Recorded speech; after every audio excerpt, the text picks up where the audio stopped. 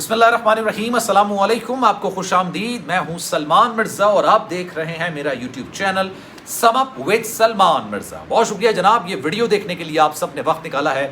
تہہ دل سے میں آپ سب کا شکریہ ادا کرتا ہوں اور میری دعا ہے کہ آپ جہاں ہوں خیر و عافیت سے ہوں، صحت مند ہوں اور تندرست ہوں۔ جناب، ایک طویل عرصے سے مجھ سمیت کئی لوگ یہ بات کرتے ہوئے آ رہے ہیں، یہ بات کہہ رہے ہیں، سمجھ رہے ہیں، اندازہ لگا رہے ہیں کہ جناب یہ زہرا کاظمی جب ظہیر اور شبیر کے زیر اثر تھی، زیر قبضہ تھی، ان کے ساتھ تھی، یا آپ سمجھ لیں کہ ان کے قبضے میں تھی، تو جناب اس پر تشدد ہوا، اس کو ذہنی تشدد کا نشانہ بنایا گیا، اس کو مار پیٹ بھی کی گئی اس پہ۔ اور ایک انٹرویو اس نے دیا تھا ایک نجی ٹی وی چینل کو، اور جب اس انٹرویو کے دوران وہ آ کے بیٹھی تھی تو اس میں جو ہے وہ اس کی آنکھوں کے نیچے ایک کالا دھبا لگا ہوا تھا۔ یہ کالا دھبا ایسے سے نہیں ہو جاتا ہے، مطلب چلتے پھرتے کسی کو نہیں ہو جاتا ہے، گر پڑ کے نہیں ہو جاتا ہے، یہ باقاعدہ ایک مار کی چوٹ ہوتی ہے کہ اگر آپ کی لڑائی کسی سے ہو، آپ کو کسی نے زوردار ناٹے دار تھپڑ مارا ہو، آپ کو مکہ مارا ہو، آپ پر تشدد کیا ہو، تو اس کے نشانات واضح ہوتے ہیں۔ جب وہ انٹرویو دیا گیا تو وہ ایک عجیب طریقے سے نشے کی عالم میں تھی۔ اب وہ ادویات کا نشہ تھا، خواب اور ادویات کا نشہ تھا، آئس کا نشہ تھا، یا کس چیز کا نشہ تھا؟ یہ باتیں بہت دفعہ ہو چکی ہیں، اس خدشات کا اظہار بہت دفعہ کیا جا چکا ہے۔ مہدی کاظمی صاحب سمیت بہت سارے لوگ ایسے ہیں جو کہ اس بات کا خدشے کا اظہار کر چکے ہیں۔ کچھ لوگوں نے تو یہ بھی کہا کہ اس کو تشدد کا نشانہ بنایا گیا، آئس کا نشہ کرایا گیا، خواب اور ادویات دی گئی۔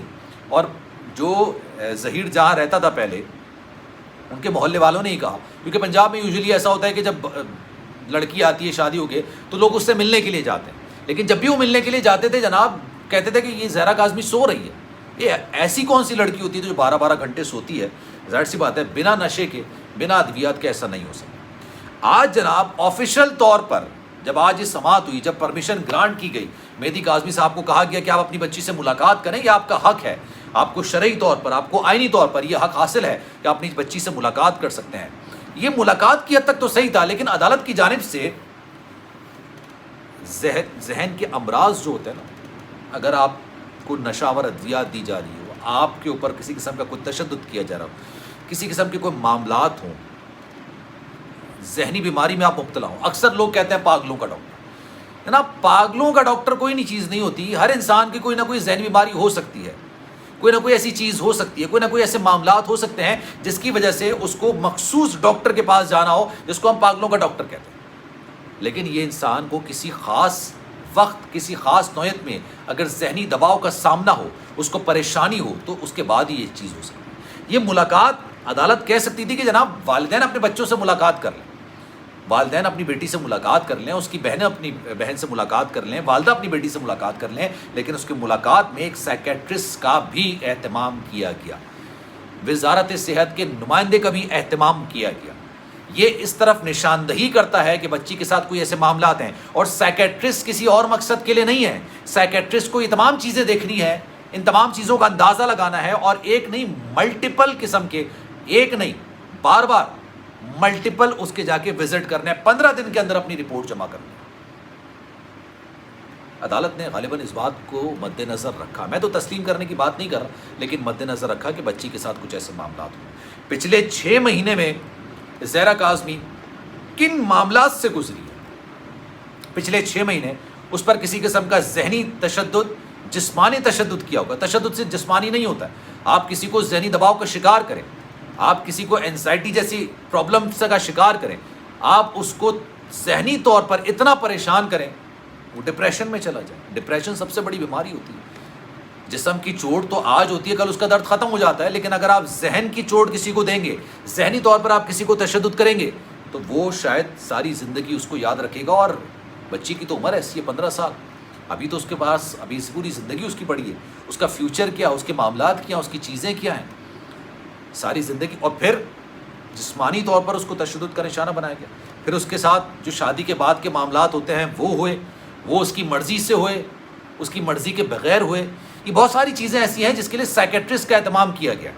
وہ اس بات کا اندازہ لگائے گا بچی کی بات چیت سے، اس کے الفاظوں کے چناؤ سے، اس کے انداز سے، اس کے لب و لہجے میں الفاظوں کا جو چناؤ ہوگا، اس کی اونچ نیچ ہوگی، اس سے اندازہ لگایا جائے گا، پتہ لگایا جائے گا کہ یار آپ کو واقعی میں کوئی ذہنی بیماری ہوئی ہے یا نہیں ہوئی ہے۔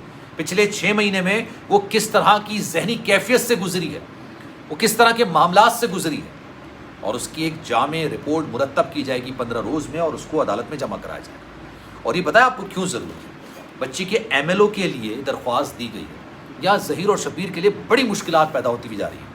آنے والے وقتوں میں اس کے لیے بڑی مشکلات پیدا ہوتی جا رہی ہیں، کیونکہ اگر اس میں سیکریٹرسٹ نے اپنی رپورٹ میں کچھ ایسا ویسا لکھ دیا جو کہ اس کو حقیقت پر مبنی لگے کہ ہاں بھائی بچی کے ساتھ تو اس طرح کا ظلم ہوا ہے، ہاں بچی کے ساتھ اس طرح کے معاملات ہوئے، ہاں بچی کے ساتھ ذہنی دباؤ کا معاملہ رہا ہے، اس کو ذہنی دباؤ کا سامنا رہا ہے، اس سے بہت ساری چیزیں ایسی کرائی گئی ہیں، اس کو آئس کا نشہ، ادویات کا نشہ، خواب آور ادویات، نیند آور ادویات یہ ان کو دی گئی ہیں، تو پھر ایم ایل او کرانے یا نہ کرانے کی ضرورت تو پیش ہی نہیں آئے گی. اس سے پہلے ہی معاملات نپٹ جائیں گے. اس سے پہلے ہی بہت کچھ ایسا ہو جائے گا کہ ایم ایل او کرنے کی شاید ضرورت ہی پیش نہ آئے.